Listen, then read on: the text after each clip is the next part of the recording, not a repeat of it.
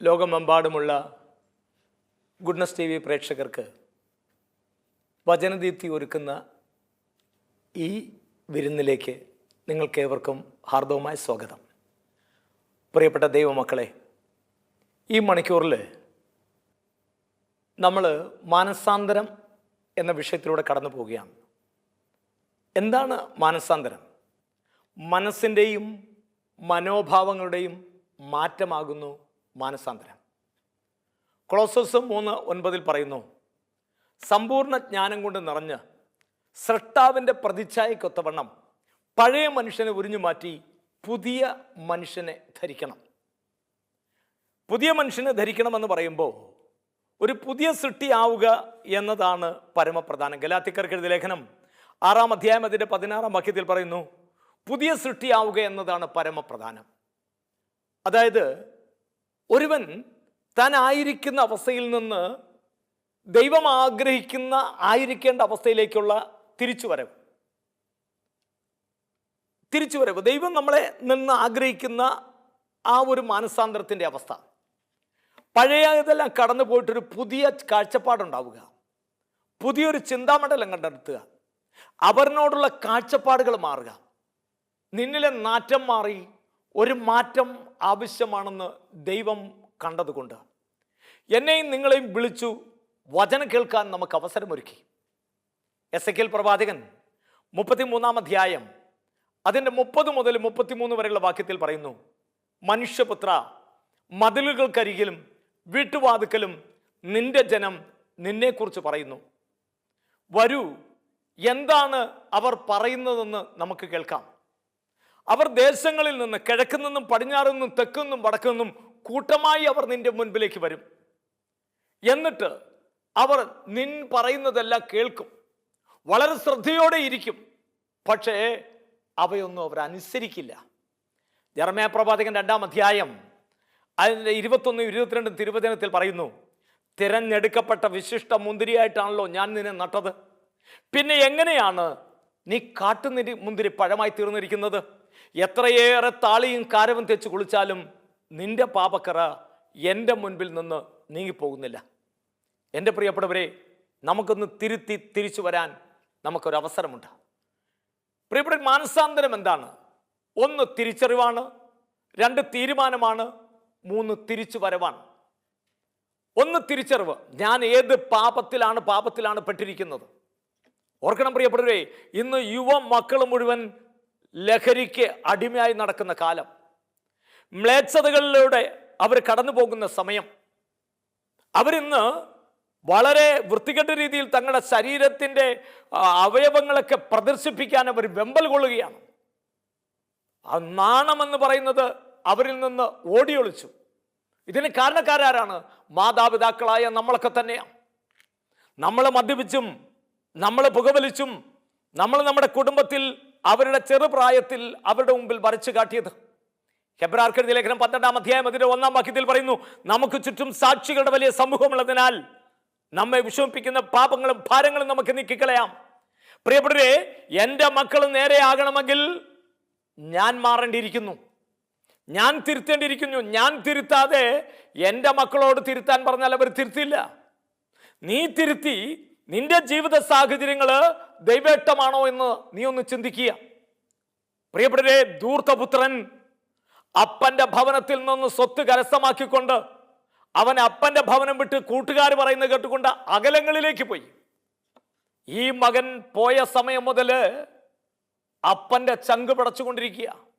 പോകുന്നവൻ അറിയില്ല, മക്കൾക്കറിയില്ല മാതാപിതാക്കളുടെ വേദന എന്തെന്ന്. മാതാപിതാക്കളുടെ വേദന എന്തെന്ന് അറിയാത്തതിന് കാര്യം എന്താണ്? നീ അവർക്ക് സ്നേഹം കൊടുത്തില്ല, നീ അവർക്ക് ഗുണപാഠമായില്ല. പ്രിയപ്പെട്ട സഹോദര, സഹോദരി, നീയൊന്നും മാറി ചിന്തിച്ചേ. നീ ഏത് പാപക്കുഴിയിലാണ് കിടക്കുന്നതെന്ന് നീ ഒന്ന് തിരിച്ചറിയുക. എന്നിട്ട് ആ തിരിച്ചറിവിന്റെ വെളിച്ചത്തിൽ തീരുമാനമെടുക്കണം. ധൂർത്തപുത്രനെടുത്തു തീരുമാനം. അവന് പന്നിയുടെ കുത്തുകൊണ്ടപ്പോഴാണ് അവന് ബോധമുണ്ടായത്. ആമോസ് പ്രവാചകൻ 8-ാം അധ്യായം അതിന്റെ 11-ാം വാക്യത്തിൽ പറയുന്നു, ഈ ദേശത്തൊരു കടുത്ത ക്ഷാമം ഞാൻ അയക്കും. അത് ആഹാരത്തിനോ വസ്ത്രത്തിനോ വേണ്ടിയുള്ള ക്ഷാമമല്ല, ദൈവവചനത്തിന് വേണ്ടിയുള്ള ക്ഷാമം. നീ വചനമനുസരിച്ച് ജീവിക്ക്. വചനത്തിൽ നീ ജീവിക്കുമ്പോൾ നിന്റെ മക്കള് ആ വചനാനുഭവത്തിൽ വളരാൻ ശ്രമിക്കും.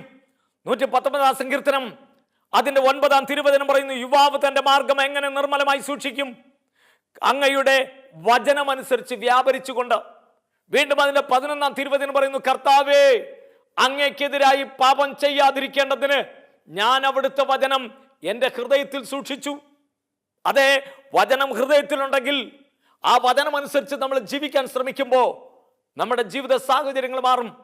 ധൂർത്തവൃത്തൻ അവനായിരിക്കുന്ന അവസ്ഥ അവന് തിരിച്ചറിവുണ്ടായപ്പോ അവൻ അവിടുന്ന് എഴുന്നേറ്റു. മാത്രമല്ല അവൻ ചിന്തിച്ചു, എൻ്റെ അപ്പൻ്റെ ഭവനത്തിൽ എത്രയോ പേര് ഭക്ഷിച്ചും പാനം ചെയ്തും ജീവിക്കുന്നു. ഓർക്കുക മക്കളെ, ഭക്ഷിച്ചാൽ പാനം ചെയ്താൽ ജീവൻ ഉണ്ടാകുമെന്ന് തിരുവചനം പറയാം. ഈ ഭക്ഷണപാനീയം എവിടെയാണ്? വിശുദ്ധ കുർബാനയിലെ തിരുരക്തവും തിരുമാംസവുമാണ്. അത് വിശുദ്ധിയോടെ ഭക്ഷിക്കുമ്പോൾ, ജ്ഞാനത്തിന്റെ പുസ്തകം 6-ാം അധ്യായം അതിന്റെ 10-ാം വാക്യത്തിൽ പറയുന്നു, വിശുദ്ധമായവ വിശുദ്ധിയോടെ ചെയ്യുന്നവർ വിശുദ്ധരാകും, അവയെ അഭ്യസിക്കുന്നവർ രക്ഷ കണ്ടെത്തും. ഞാൻ വിശുദ്ധ കുർബാനയിൽ ആകൃഷ്ടനായി ആ വിശുദ്ധ കുർബാനയ്ക്ക് ബലിക്കൊത്തവണ്ണ ഒരു ജീവിതം ഞാൻ കാഴ്ചവെക്കുമ്പോൾ എൻ്റെ മക്കളുടെ ജീവിതത്തിന് മാറ്റമുണ്ടാകും, എൻ്റെ സാഹചര്യങ്ങൾക്ക് മാറ്റമുണ്ടാകും. പ്രിയപ്പെട്ടവരെ, അവൻ പറയുകയാണ്, എൻ്റെ അപ്പൻ്റെ ഭവനത്തിൽ എത്രയോ പേര് ഭക്ഷിച്ചും പാനം ചെയ്തും ജീവിക്കുന്നു, ഞാനോ ഇവിടെ പന്നിക്കൂട്ടിൽ. അവൻ അപ്പൻ്റെ ഭവനത്തെക്കുറിച്ച്, ഇന്നലകളിൽ ഞാൻ അനുഭവിച്ച സൗഭാഗ്യങ്ങളെക്കുറിച്ച് അവൻ ചിന്തിക്കാൻ കാരണമായത് പന്നിക്കൂട്ടി കിടന്നപ്പോ അവന് വിശന്നു അത്രേ. വിശന്നപ്പോ അവൻ പന്നിക്ക് കൊടുക്കുന്ന തവിടെങ്കിലും തിന്ന് തൻ്റെ വിശപ്പടക്കാമെന്ന് അവൻ നനച്ചു. അവിടെയും അവൻ്റെ കണക്കൂട്ടലുകൾ പഴച്ചു. ഒടുവില് പന്നികൾ ഇങ്ങനെ നിരനിരയായിട്ട് നിൽക്കുക. യജമാനൻ കൊടുത്ത പന്നിക്ക് കൊടുക്കാനുള്ള ഭക്ഷണം തവിടവൻ കുഴച്ച് പന്നികളുടെ വായിലേക്ക് അവൻ വെച്ചുകൊണ്ടിരിക്കുന്നതിനിടയ്ക്ക് കൊടുക്കുന്നവന് വിശപ്പ് അസഹനീയമായപ്പോ ആ തവിടെങ്കിലും നിന്ന് വിശപ്പടക്കാമെന്ന് അവൻ കരുതി. ഊഴം കാത്തു നിൽക്കുന്ന പന്നിക്ക് കൊടുക്കേണ്ട സമയത്ത് ഭക്ഷണം കൊടുക്കാവുന്നപ്പോ അവൻ ചാടി ഒരു കുത്തു കൊടുത്തപ്പോ പന്നിയുടെ കുത്തു കൊണ്ടപ്പോഴവന് ബോധമുണ്ടായി. നാം കിടക്കുന്ന പന്നിക്കൂടിനെ കുറിച്ച് ചിന്തിക്കണം. ഇന്ന് മദ്യത്തിന്റെയും മയക്കുമരുന്നിന്റെയും പിന്നാലെ നീ പരക്കം പാഞ്ഞുകൊണ്ട് നിന്റെ കുടുംബ ബന്ധങ്ങളെ തകർത്തപ്പോ നിന്റെ ജീവിതത്തിൽ ദൈവം ആഗ്രഹിച്ചതാണോ? എത്ര മനോഹരമായിട്ടാണ് ദൈവം തമ്പുരാൻ നിനക്ക് ജീവിത പങ്കാളിയെ തന്നത്. ആ ജീവിത പങ്കാളിയെ തന്നപ്പോ അതനുസരിക്കാനോ അതനുസരിച്ച് ജീവിക്കുവാനോ നമ്മൾ കഴിയാതെ വന്നപ്പോ, ഓർക്കണം പ്രിയപ്പെട്ടവരെ, നമ്മുടെ ജീവിതത്തിന്റെ തകർച്ചകൾക്ക് കാരണം നമ്മൾക്ക് തന്നെയാ. മത്തായി സുവിശേഷം 18-ാം അധ്യായം 3-ാം തിരുവചനം പറയുന്നു, നിങ്ങൾ മാനസാന്തരപ്പെട്ട് ശിശുക്കളെ പോലെ ആവുന്നില്ലെങ്കിൽ ഒരിക്കലും സ്വർഗരാജ്യത്തിൽ പ്രവേശിക്കുന്നില്ല. മിക്ക 6:6 പറയുന്നു, ഹേ മനുഷ്യ, നല്ലതെന്തെന്ന് നിനക്ക് ഞാൻ കാട്ടിത്തന്നിട്ടുണ്ട്. നന്മ പ്രവർത്തിക്കുക, കരുണ കാണിക്കുക, നിന്റെ ദൈവത്തിന്റെ മുമ്പിൽ വിനീതനായി ചലിക്കുക. നമുക്കായി കർത്താവ് ഒരുക്കിയിരിക്കുന്ന സൗഭാഗ്യങ്ങൾ തിരിച്ചറിയാതെ, ആ ദൈവം തന്ന ഔദാര്യങ്ങൾ മനസ്സിലാക്കാതെ, നമ്മൾ നമ്മുടേതാകുന്ന തീരുമാനങ്ങളിലൂടെ കടന്നു പോകുമ്പോൾ നീ അറിയുന്നില്ല നീ വലിയ വിപത്തിലേക്കാണ് കടന്നു പോകുന്നതെന്ന്. ഓർക്കണം പ്രിയപ്പെട്ടവരെ, ദൈവം നമുക്കായി ഒരുക്കുമ്പോൾ നമുക്ക് നൽകിയ മാതാപിതാക്കളെ സ്നേഹിച്ചുകൊണ്ട്, നമുക്ക് നൽകിയ മക്കൾക്ക് മാതൃകയാക്കിക്കൊണ്ട് നമുക്ക് നമ്മുടെ ജീവിതത്തെ മാറ്റിമറിക്കുവാൻ സാധിക്കുന്നില്ലെങ്കിൽ ഒരുപാട് ജീവിതങ്ങൾ കണ്ടു. ഈ കഴിഞ്ഞ ദിവസം എൻ്റെ ജീവിതത്തിൽ ഒരു സംഭവം ഉണ്ടായി. എൻ്റെ പ്രിയപ്പെട്ടവരെ, ഞാനിവിടെ ഹൈറേഞ്ചിൽ പൂപ്പാറ എന്ന് പറയുന്ന സ്ഥലത്ത് കഴിഞ്ഞ 23 വർഷമായിട്ട് അവിടെ എല്ലാ മാസത്തിലും ആദ്യ വ്യാഴാഴ്ച അവിടെ വചനം പങ്കുവയ്ക്കാണ്ട് ഞാൻ പോകുന്നു. ഒരുപാട് ആൾക്കാർ വിവിധ സ്ഥലങ്ങളിൽ നിന്ന് തടിച്ചു കൂടാറുണ്ട്. കാലങ്ങളായി 23 വർഷമായി എല്ലാ മാസത്തിലും ആദ്യ വ്യാഴാഴ്ച. എൻ്റെ പ്രിയപ്പെട്ടവരെ, അവിടെ കഴിഞ്ഞ 2 മാസത്തിന് മുമ്പ് ഒരു ചെറുപ്പക്കാരൻ അവിടെ ഒരു വീടിൻ്റെ പണി ആരംഭിക്കുന്നതിന് മുമ്പ് അവർ എന്നെ പ്രാർത്ഥിക്കാനായിട്ട് കൊണ്ടുപോയി. അവർ ഓട്ടോ പിടിച്ച് വന്നു. അങ്ങനെ എന്നെ ഇവിടെ കൊണ്ടുപോയിട്ട് തിരിച്ച് വരാൻ നേരത്ത് ആ വീട്ടുകാർ കൂട്ടത്തിൽ വരാൻ പോയപ്പോൾ ഞാൻ പറഞ്ഞു, വേണ്ട, ഓട്ടോക്കാരൻ സ്റ്റാൻഡിൽ കിടക്കുന്ന ആളല്ലോ, ഇവൻ എന്നെ അറിയാവുന്ന, അത് ഞാൻ കൊണ്ടായിക്കോളൂ എന്ന് പറഞ്ഞു. അങ്ങനെ ഞങ്ങളിങ്ങോട്ട് പോരുന്ന വഴിക്ക് ഈ ചെറുപ്പക്കാരൻ, എൻ്റെ 25 വയസ്സേ ഉള്ളൂ, വിഷ്ണു എന്നാണ് ആ ചെറുപ്പക്കാരൻ്റെ പേര്.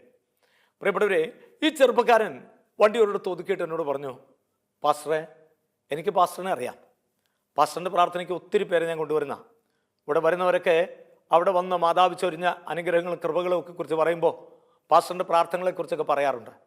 പാസ്റ്ററിന് വഴക്ക് പറയരുത്, എനിക്കൊരു കാര്യം പറയാനുണ്ടെന്ന് പറഞ്ഞു. അങ്ങനെ ഈ ചെറുപ്പക്കാരൻ വണ്ടി ഒതുക്കി. കഴിഞ്ഞതിൻ്റെ 9ാം മാസമോ വണ്ടി ഒതുക്കി കഴിഞ്ഞപ്പോൾ അവൻ പറഞ്ഞു, അവനൊരു പെങ്കൊച്ചിനെ പ്രേമിക്കുന്നുണ്ട്. അപ്പോൾ ഞാൻ ഒരുപാട് പ്രേമം പൊട്ടിച്ചിട്ടുള്ള ഒരാളാണ്. അപ്പോൾ ഇവൻ പറയുകയാണ് പെണ്ണിൻ്റെ വീട്ടുകാർക്ക് ഇവനെ ഇഷ്ടമല്ല, ഇവൻ്റെ വീട്ടുകാർക്ക് പെണ്ണിനെ ഇഷ്ടമല്ല, ഞാൻ എന്ത് ചെയ്യും? അപ്പം ഞാൻ പറഞ്ഞു, എടാ കൊച്ചേ, കാര്യം ശരിയാണ്, നിന്റെ മാതാപിതാക്കൾക്കും അവരുടെ മാതാപിതാക്കൾക്കും നിങ്ങളുടെ ബന്ധം ഇഷ്ടമല്ല എന്നുണ്ടെങ്കിൽ നിങ്ങൾ ഇതിൽ പിന്തിരിയുന്നതാണ് നല്ലത്. അതിൻ്റെ കാരണം എന്ന് പറഞ്ഞാൽ മാതാപിതാക്കളുടെ അനുഗ്രഹം മക്കളുടെ ഭവനങ്ങളെ ബലവത്താക്കുമെന്നാണ്. നിന്നെ നൊന്തു പ്രസവിച്ച നിന്റെ അമ്മയും നിന്നെ വളർത്തിയ നിന്റെ അപ്പനെയും അവർക്ക് നിന്നെക്കുറിച്ചൊരു സ്വപ്നമുണ്ട്, അവർക്ക് മോഹങ്ങളുണ്ട്. അവരുടെ മകൻ്റെ വിവാഹത്തെക്കുറിച്ചും അവൻ്റെ ഭാവി ജീവിതത്തെക്കുറിച്ചും ഒക്കെ ആ മാതാപിതാക്കൾ ഒത്തിരി സ്വപ്നം കണ്ടിട്ടുണ്ട്. ആ സ്വപ്നങ്ങളുടെ കടക്കൽ കത്തി വെക്കല്ലേ മക്കളെ. മാതാപിതാക്കളുടെ അനുഗ്രഹം വാങ്ങാതെ പോയിട്ടുള്ളവരും അങ്ങ് എത്തിയിട്ടില്ല. എൻ്റെ അനുഭവം കൊണ്ട് പറയാണ്. വരട്ടെ, നീ ഒന്ന് ക്ഷമിക്കേ, ഞാൻ വേണമെന്ന് എൻ്റെ വീട്ടുകാരുമായിട്ട് സംസാരിക്കാം. കാര്യം അവൻ്റെ വീട്ടുകാരെ എനിക്കറിയാം, അവർ പാവങ്ങളാണ്, അവർ പറഞ്ഞാൽ കേൾക്കുമെന്ന് എനിക്കറിയാം. ഞാൻ പറഞ്ഞു, വരട്ടെ, നീ ഒന്ന് സമാധാനിക്കേ, നമുക്കതിന് വഴിയുണ്ടാക്കാം, നിന്റെ മാതാപിതാക്കളോട് ഞാൻ സംസാരിക്കട്ടെ എന്ന് പറഞ്ഞു. എൻ്റെ പ്രിയപ്പെട്ടവരെ, ആ മാതാപിതാക്കളുമായിട്ട് സംസാരിക്കാൻ എനിക്ക് അവസരം കിട്ടുന്നതിന് മുമ്പ് കഴിഞ്ഞ മുമ്പത്തെ മാസത്തിലാണ് ഇവൻ എന്നോട് പറയുന്നത്. കഴിഞ്ഞ മാസം ഇവൻ സ്നേഹിക്കുന്ന പെണ്ണിനെ ആ പെണ്ണിൻ്റെ വീട്ടുകാർ ഇറക്കി വിട്ടു. ചേർത്തല എന്ന് പറയുന്ന സ്ഥലത്തു നിന്നാണ് ആ പെണ്ണിൻ്റെ വീട്. ആ പെണ്ണിനെ ഇറക്കി വിട്ടു. ഇവൻ അറിഞ്ഞുകൊണ്ട് പെണ്ണിനെയും കൊണ്ടുവന്ന് രജിസ്റ്റർ ഒന്നും ചെയ്തിട്ടില്ല, ഇവൻ്റെ വീട്ടിലേക്ക് കൊണ്ടുവന്നു. ആ രാത്രി തന്നെ വീട്ടുകാർ രണ്ടിനെയും കൂടെ അവിടെ നിന്ന് അടിച്ചിറക്കി. ഇവൻ നേരെ ഇവൻ്റെ ബന്ധുവിൻ്റെ വീട്ടിലേക്ക് പോയി. അവിടെ അടുത്ത് ഒരു 4-5 കിലോമീറ്റർ അകലെയുള്ള മാങ്ങാത്തൊട്ടി എന്ന് പറയുന്ന സ്ഥലത്തേക്ക് അവൻ പോയി. അവർ രണ്ടുപേരും അവിടെ തങ്ങുക. ഓട്ടോറിക്ഷ ഡ്രൈവറാണ് ഇവൻ. ഇപ്പോൾ ഓട്ടോ ഒക്കെ കുറവായതുകൊണ്ട് ഇവൻ എന്ത് ചെയ്തു, ഇവൻ വൈകുന്നേരം മാത്രം ഓട്ടോറിക്ഷ കയറാൻ തുടങ്ങി. മറ്റ് പകൽ സമയത്ത് മറ്റെന്തെങ്കിലും കൂലിപ്പണിക്ക്, മേയ്ക്കാട് പണിക്ക്, മേച്ചിൽ പണിക്കോ ഒക്കെ സഹായത്തിനായിട്ട് ഇവൻ അങ്ങനെ പോയി ഇവൻ്റെ ഒരു കൂട്ടുകാരൻ്റെ ബൈക്കുമായിട്ടാണ് ഇവന് പണി കഴിഞ്ഞിട്ട് ഈ മാങ്ങാത്തൊട്ടി എന്ന് പറയുന്ന സ്ഥലത്തേക്ക് പോകുന്നത്. എൻ്റെ പ്രിയപ്പെട്ടവരെ, കഴിഞ്ഞ വ്യാഴാഴ്ച ഞാൻ ഇവിടുന്ന് പ്രാർത്ഥനയ്ക്ക്, ബുധനാഴ്ച വൈകിട്ട് ഞാൻ അവിടെ ചെല്ലുമ്പോൾ ഓട്ടോറിക്ഷക്കാരെല്ലാവരും കൂടെ ഞാൻ അവിടുന്ന് ബാഗെല്ലാം വെച്ചിട്ട്, താമസിക്കാനുള്ള റൂമിൽ ബാഗും ഒക്കെ വെച്ചിട്ട് ഞാൻ തിരിച്ച് പ്രാർത്ഥന നടക്കുന്ന സ്ഥലത്തേക്ക് വരണം, അവിടെ വന്ന് ഭക്ഷണം കഴിക്കണം. അതിനുവേണ്ടി വരുമ്പോൾ ഓട്ടോറിക്ഷക്കാരെ കൂടി നിൽക്കുക. ആ സിറ്റിയിൽ എന്തെന്നില്ലാത്ത ആൾക്കാർ ആ സായനത്തിൽ. ഉടനെ ഞാനിങ്ങനെ വരുമ്പോൾ ഈ ഓട്ടോറിക്ഷക്കാരൊക്കെ കൂടെ എന്നെ വളഞ്ഞിട്ട് പറഞ്ഞു, ബ്രദറിൻ്റെ വിഷ്ണു പോയി ബ്രദറെ. വിഷ്ണുവോ? ഏത്? ഉടനെ അവിടെ ഫോട്ടോ ഫ്ലെക്സ് ബോർഡിൽ വെച്ചിരിക്കുന്നു. എന്താണ്? 2 ദിവസത്തിന് മുമ്പ്, അതായത് ചൊവ്വാഴ്ച വൈകുന്നേരം, തിങ്കളാഴ്ച വൈകുന്നേരം പണിയും കഴിഞ്ഞിട്ട് ഈ ചെറുപ്പക്കാരൻ അവൻ്റെ പെണ്ണിൻ്റെ അരികിലേക്ക് പോകാനായിട്ട്, അമ്മാവൻ്റെ വീട്ടിലേക്ക് അവൻ പോകാനായിട്ട് വണ്ടിയെടുത്ത് ആ സിറ്റിയിൽ നിന്ന് ഒരല്പം അങ്ങോട്ട് മാറിക്കഴിഞ്ഞപ്പോൾ വേറൊരുത്തൻ കഞ്ചാവ് മൂത്ത് ജീപ്പ് ഓടിച്ചു വന്നിട്ട് അവൻ ഈ ജീപ്പ് ഇവൻ്റെ ബൈക്കിലിടിച്ചു. ബൈക്ക് തവിടുപൊടിയായി. മാത്രമല്ല, ഈ ചെറുപ്പക്കാരൻ ഓൺ ദ സ്പോട്ടിൽ മരിച്ചു. എൻ്റെ പ്രിയപ്പെട്ടവരെ, ആ മാതാപിതാക്കൾ പറയുന്നത് ഈ പെണ്ണ് വന്നു കയറിയത് കൊണ്ടുള്ള ദുരന്തമാണ് ഞങ്ങളുടെ കുടുംബത്തിലുണ്ടായെന്ന് പറഞ്ഞ് അവർ പ്രായിക്കൊണ്ടിരിക്കുന്നു. മാതാപിതാക്കളുടെ അനുഗ്രഹം മക്കളുടെ ഭവനങ്ങളെ ബലവത്താകും. ജീവിതം ഒരിക്കലേ ഉള്ളൂ മക്കളെ. ജീവിക്കാൻ ദൈവം തമ്പുരാൻ തന്നിരിക്കുന്ന ഈ അവസരത്തിൽ നിനക്ക് ജന്മം നൽകിയ മാതാപിതാക്കളെ മറക്കല്ലേ. അവരുടെ ഇഷ്ടാനിഷ്ടങ്ങൾക്കൊത്ത് ഉയരുവാൻ നമുക്ക് സാധിക്കുന്നില്ലെങ്കിൽ അവരുടെ കണ്ണുനീര് വീഴ്ത്തിയിട്ടുള്ള ഒരു കാര്യത്തിന് നിങ്ങൾ പോകാതിരിക്കണം. ആ മാതാപിതാക്കളുടെ കണ്ണുനീര് നിന്റെ ജീവിതത്തിൽ ഒരു തടസ്സമായിട്ട് വരരുത്. സംഖ്യാപുസ്തകം 32-ാം അധ്യായം 22-ാം വാക്യത്തിൽ പറയുന്നു, നിന്റെ പഴയ പാപം ഒരു വേട്ടപ്പട്ടിയെ പോലെ നിന്നെ പിന്തുടർന്നുകൊണ്ടിരിക്കുക. ഓർക്കണം പ്രിയപ്പെട്ടവരെ, എത്ര ഓടിയാലും നിന്റെ പിന്നിലൊരു വേട്ടപ്പട്ടി ഓടുന്നുണ്ട്. നീ ചെയ്തു കൂട്ടിയ പാപങ്ങൾ, നിന്റേതാകുന്ന അപരാധങ്ങൾ, അവയൊക്കെ വെറുത്തുപേക്ഷിച്ച് നിർമ്മല മനസാക്ഷിയോടുകൂടി ദൈവത്തിന്റെ സന്നിധിയിലേക്ക് വരുമ്പോൾ, പ്രിയപ്പെട്ടവരെ, സക്കേവൂസ് എന്ന് പറയുന്ന ചെറുപ്പക്കാരൻ, അവൻ യേശു എന്ന രക്ഷകനെ കുറിച്ച് കേട്ടപ്പോൾ മുതൽ, ആ യേശുവിനെ കുറിച്ച് കേട്ടപ്പോ റോമാ 10:17 പറയുന്നു, വിശ്വാസം കേൾവിയിൽ നിന്നും, കേൾവി ക്രിസ്തുവിനെ കുറിച്ചുള്ള പ്രസംഗത്തിൽ നിന്നുവാ. ആ യേശു എന്ന സത്യത്തെ, രക്ഷകനെ കുറിച്ച് കേട്ടറിഞ്ഞ സക്കായി ആ യേശുവിനെ ഒന്ന് കാണണമെന്ന് അവനൊരാഗ്രഹമായി. അവൻ എന്ത് ചെയ്തു? മുന്നമേ ഓടി. അവൻ ഓടി എവിടെയെങ്കിലും ചെന്ന് നിൽക്കുമ്പോൾ, ഈശോ വരാൻ സമയമാകുമ്പോൾ അവന്റെ മുൻപിൽ വലിയൊരു ജനാവലി വരും. ഇവനേക്കാൾ ഉയരമുള്ളവർ അവന്റെ മുമ്പിൽ വരുമ്പോൾ ഇവന് മാർഗതടസ്സമായി അവൻ മുന്നമേ ഓടിക്കൊണ്ടിരിക്കുന്നു. ഒടുവില് അവനൊരു സിക്കമോർ മരത്തിൽ അള്ളിപ്പിടിച്ച് കയറുകയാണ്. ആ സിക്കമോർ മരത്തില് ഇലകൾക്ക് മറവിൽ അവൻ അങ്ങനെ താഴേക്ക് നോക്കി നിൽക്കുമ്പോ, അവൻ അവിടെ തന്നെ കാത്തിരിപ്പുണ്ടെന്ന് അറിയാവുന്ന മിശിഹ ആ സിക്കമോർ മരത്തിന്റെ ചുവട്ടിൽ നിന്നുകൊണ്ട് വിളിച്ചു സക്കേവൂസ്. വിളി കേട്ടപ്പോൾ തന്നെ അവന്റെ പിടിവിട്ടു പോയിട്ടുണ്ട്. വേഗം ഇറങ്ങുക, പറഞ്ഞു തീർന്നതിന് മുമ്പ് അവൻ താഴെ വന്നു.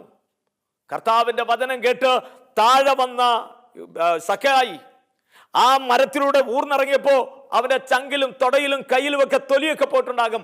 ആ ഊത്തിൽ നിൽക്കുമ്പോ യേശു എന്ന രക്ഷകനെ കണ്ട് ആ വലിയ ഒരു അവസ്ഥയിലേക്ക് അവൻ അങ്ങനെ നിൽക്കുമ്പോഴാണ് പറയുന്നത്, അവൻ വേഗം ഇറങ്ങി വരാൻ പറഞ്ഞപ്പോ അവൻ പറയുകയാണ്, കർത്താവേ, ആരുടെതെങ്കിലും കവർന്നെടുത്തിട്ടുണ്ടെങ്കിൽ ഞാൻ ഇരട്ടിയായി തിരിച്ചു കൊടുക്കാം.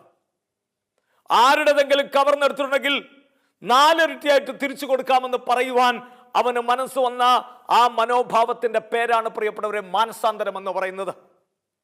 മാനസാന്തരപ്പെട്ട് ശിശുക്കളെ പോലെ ആവണമെന്ന് പറയുമ്പോൾ എന്റെ പ്രിയപ്പെട്ടവരെ, ദാവീദ് യെശയ്യാ പ്രവാചകൻ 55-ാം അധ്യായം 3-ാം തിരുവചനം പറയാണ്, ദാവീദ് എന്ന് പറയുന്ന രാജാവ് അരുതായ്മകൾ പലതും ചെയ്തു. അരുതായ്മകൾ പലതുമൊക്കെ ചെയ്തു കൂട്ടിക്കഴിഞ്ഞപ്പോ, ഓർക്കണം പ്രിയപ്പെട്ടവരെ, യുദ്ധം നടക്കുന്ന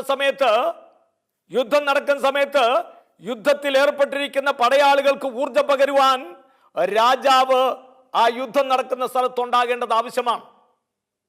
അന്നൊരു ദിവസം യുദ്ധം കൊടുമ്പിരിക്കൊണ്ടിരിക്കുന്ന സമയത്ത് ദാവീദ് രാജാവ് ഊണ് കഴിഞ്ഞ നേരത്ത് മട്ടുപ്പാവിലൂടെ ഉലാത്തുമ്പോ 4-5 പെണ്ണുങ്ങള് അവിടെ ആറ്റിൽ വന്ന് തിമിർത്ത് കുളിക്കാൻ തുടങ്ങി.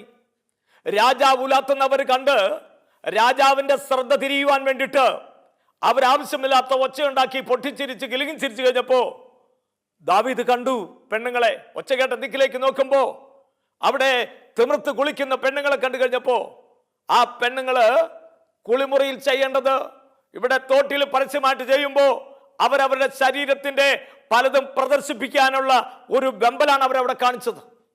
ഇതെല്ലാം കണ്ടപ്പോ ദാവീദ് ആ സ്ത്രീയുടെ സൗന്ദര്യത്തിൽ ആകൃഷ്ടനായിട്ട് പടയാളിയോട് ചോദിച്ചു, ആരാണ് ആ സ്ത്രീ? പറയുകയാണ്, അത് നമ്മുടെ ഊറിയാവിന്റെ ഭാര്യയാണ്. ഊറിയാവ് രാജാവിന് വേണ്ടി യുദ്ധം ചെയ്യാൻ യുദ്ധക്കളത്തിൽ കിടക്കുന്നവനാ. ആ യൂറിയാവിന്റെ ഭാര്യയാണെന്ന് പറഞ്ഞപ്പോ രാജാവ് അവളെ വിളിപ്പിച്ചു എന്ന് മാത്രമല്ല, രാജാവിന്റെ വിളി കാത്തു നിന്നതുപോലെ ബത്ശേബ എന്ന പെണ്ണ് രാജാവിന്റെ ഇംഗിതത്തിന് വഴങ്ങി അവര് പാപം ചെയ്തു. അവര് ശാരീരികമായി ഒന്നായി. ഏതാനും ദിവസം കഴിഞ്ഞപ്പോ അവൾക്ക് മനസ്സിലായി, അവള് കുളിമാറിയിരുന്ന സമയത്താണ് ഇവർ തമ്മിൽ ശാരീരികമായി ബന്ധപ്പെട്ടത്. അവൾ പറഞ്ഞു, രാജാവേ, പറ്റിപ്പോയി, നമ്മൾ രണ്ടുപേരും നല്ല സമയത്താണ് ചേർന്നത്. എൻ്റെ ഉള്ളില് അങ്ങയുടെ ജീവന്റെ തുടിപ്പ് അനുഭവപ്പെടുന്നുണ്ട്, ഞാൻ ഗർഭിണിയാണ്. രാജാവ് പകച്ചുപോയി. ഭർത്താവ് സ്ഥലത്തില്ലാത്തപ്പോ ഭാര്യ ഗർഭിണിയായിട്ടുണ്ടെങ്കിൽ അന്നത്തെ നാട്ടു നടപ്പനുസരിച്ച് അവളെ കല്ലെറിഞ്ഞു കൊല്ലണമെന്ന. അങ്ങനെ കല്ലെറിഞ്ഞു കൊല്ലേണ്ട ആ സമയത്ത് രാജാവ് എന്ത് ചെയ്തു? ആളയച്ച് യുദ്ധക്കളത്തിൽ യുദ്ധം നടക്കുമ്പോ പടത്തലവൻ യോവാബിനെ വിളിക്കേണ്ടതിന് പകരം വെറുമൊരു കൂലിപ്പട്ടാളമായ ഊറിയാവിനെ രാജാവ് വിളിപ്പിക്കുന്നു. യുദ്ധക്കളത്തിലെ വിശേഷങ്ങളൊക്കെ അന്വേഷിച്ചിട്ട്, യുദ്ധക്കളത്തിലെ വിവരങ്ങളൊക്കെ അന്വേഷിച്ചിട്ട് അവനെ ആവോളം മദ്യം കൊടുക്കുന്നു. അവൻ ആവശ്യത്തിനധികം മദ്യം കൊടുത്തിട്ട് അവനോട് പറയുകയാണ്, നീ ഭവനത്തിൽ പോയി വിശ്രമിക്കുക. അന്ന് ദാവീദ് രാജാവ് സുഖമായിട്ട് ഉറങ്ങി. കാരണം ഇന്ന് ഊറിയാവ് അവന്റെ ഭവനത്തിൽ പോയിട്ടുണ്ടെങ്കിൽ, അവന്റെ ഭാര്യയോടൊത്ത് ശയിച്ചിട്ടുണ്ടെങ്കിൽ, വരും നാളുകളിൽ ആ ഗർഭത്തിന്റെ ഉത്തരവാദിത്വം അവന്റെ തലയിൽ കെട്ടിയേൽപ്പിക്കാമെന്ന് ദാവീദ് രാജാവ് വിചാരിച്ചു. താൻ ചെയ്ത അപരാധം മറയ്ക്കാൻ വേണ്ടിയിട്ട് മറ്റ് പല അവനെ മദ്യപിപ്പിക്കുന്നു. ഒടുവില് നേരം വെളുത്ത് രാജാവ് എഴുന്നേറ്റ് വരുമ്പോ ഇതാ നടുത്തളത്തിൽ കിടന്നുറങ്ങുന്ന ഊറിയാവിനെയാ കാണുന്നത്. ചോദിച്ചു, നീ പോയില്ലേ? അവൻ പറയാണ്, രാജാവേ, എൻ്റെ കൂടെയുള്ള പടയാളികളൊക്കെ മഞ്ഞും മഴയും കൊണ്ട് യുദ്ധക്കളത്തിൽ കിടക്കുമ്പോ എനിക്കെങ്ങനെ എൻ്റെ ഭവനത്തിൽ പോയി സന്തോഷിക്കാൻ സാധിക്കും? നോക്കുക, രാജ്യത്തോട് കൂറുള്ളവൻ, തൻ്റെ സഹചാരികളോട് കൂറുള്ളവൻ, അവൻ പോയില്ല. അവൻ ചോദിക്കുകയാണ്, എങ്ങനെ ഞാൻ എൻ്റെ ഭവനത്തിൽ പോയി സന്തോഷിക്കാൻ പറ്റും? അടുത്ത ദിവസവും അതിനടുത്ത ദിവസവും രാജാവ് ഊറിയാവിന് മദ്യം കൊടുത്തു. ഒരു ദിവസവും പോയില്ല. 3-ാമത്തെ ദിവസം ദാവീദ് രാജാവ് എന്ത് ചെയ്തു? ഊറിയാവിന്റെ കയ്യിൽ ഊറിയാവിനെ കൊല്ലാനുള്ള മരണച്ചീട്ടും കൊടുത്തു വിടുമ്പോ, പോകും വഴിക്ക് ഒരിക്കലെങ്കിലും അവനത് തുറന്നു നോക്കിയിരുന്നെങ്കിൽ അവനത് വലിച്ചെറിഞ്ഞാനെ. പക്ഷേ രാജാവിനോട് സ്നേഹമുള്ളവനായതുകൊണ്ട്, വിശ്വാസമുള്ളവനായതുകൊണ്ട്, വിശ്വസ്ത പടയാളിയായതുകൊണ്ട് അവന് ആ കിട്ടിയ തിട്ടൂരവും കൊണ്ട് അവൻ നേരെ നെളിഞ്ഞു പിടിച്ചുകൊണ്ട് കൊട്ടാരത്തിലേക്ക് യുദ്ധക്കളത്തിലേക്ക് എന്ന് രാജാവിൻ്റെ ഊറിയ പടത്തലവനെ ഏൽപ്പിക്കുമ്പോൾ അവനും വലിയൊരു പ്രതീക്ഷയുണ്ടായിരുന്നു. പക്ഷെ എന്ത് സംഭവിച്ചു? പടത്തലവനായ യോവാബ് ആ തിട്ടൂരം വാങ്ങി തുറന്നു നോക്കുമ്പോൾ കാണുകയാണ്, യുദ്ധം മുറുകുമ്പോൾ ഇവനെ ഏറ്റവും മുൻപന്തിൽ നിർത്തുക, ഇവനെ ചതിവിൽ കൊന്നിട്ട് വിവരം എന്നെ അറിയിക്കുക. പ്രിയപ്പെട്ടവരെ, ഒടുവില് യുദ്ധം നടത്തി യുദ്ധക്കളത്തിൽ മുൻപിൽ നിർത്തിക്കൊണ്ട് ഊറിയാവിനെ മുന്നിൽ നിർത്തിക്കൊണ്ട് യുദ്ധം ചെയ്തു. ആ യുദ്ധത്തിൽ ഊറിയാവിന് വാൾമുനയേറ്റ് പടയാളികളുടെ ശത്രു സൈന്യത്തിന്റെ വെട്ടേറ്റ് ഊറിയാവ് പെടഞ്ഞു മരിച്ചു കഴിഞ്ഞപ്പോൾ അവന്റെ ബോഡി രാജകൊട്ടാരത്തിൽ കൊണ്ടുവരികയാണ്. രാജകൊട്ടാരത്തിൽ കൊണ്ടുവന്ന് പൊതുദർശനത്തിന് വെച്ച് കഴിഞ്ഞിട്ട് രാജാവ് തന്റെ സങ്കടം രേഖപ്പെടുത്തിക്കൊണ്ട് നാട്ടുകാരോട് പറയാണ്, നമുക്ക് വേണ്ടി, നമ്മുടെ നാടിന് വേണ്ടി യുദ്ധം ചെയ്യാൻ പോയ ഊറിയാവിന് ഉണ്ടായ ദേഹവിയോഗം കണ്ടുകൊണ്ട് അവന്റെ കുടുംബം അനാഥമായതുകൊണ്ട് നാം ഇന്നു മുതൽ ഒരു തീരുമാനമെടുക്കുന്നു. അവന്റെ ഭാര്യ നമ്മുടെ അന്തഃപുരത്തിൽ നമ്മുടെ റാണിമാരിൽ ഒരാളായിട്ട് കഴിഞ്ഞുകൊള്ളട്ടെ. രാജാവിന്റെ നീതിബോധത്തെക്കുറിച്ചൊക്കെ ജനം ആർത്തുപാടി. ഇങ്ങനെ നീതിയോടെ രാജാവ്, ഇങ്ങനെ നീതിയോടെ രാജ്യം ഭരിക്കുന്ന രാജാവ്, അവരൊക്കെ ആർത്തുപാടി. പ്രിയപ്പെട്ടവരെ, അങ്ങനെ ഇരിക്കുമ്പോൾ നാഥാൻ എന്ന് പറയുന്ന പ്രവാചകൻ വരികയാണ്. നാഥാൻ എന്ന് പറയുന്ന പ്രവാചകൻ വന്ന് ദാവീദ് രാജാവിനോട് ഒരു കഥ പറഞ്ഞു. രാജാവെ, അങ്ങറിഞ്ഞില്ലേ, അങ്ങയുടെ നാട്ടിൽ 100 ആടുള്ള ഒരു യജമാനൻ, അവന്റെ വീടിന് പറ്റേ ഒരു പാവപ്പെട്ട കർഷക തൊഴിലാളി താമസിക്കുന്നു.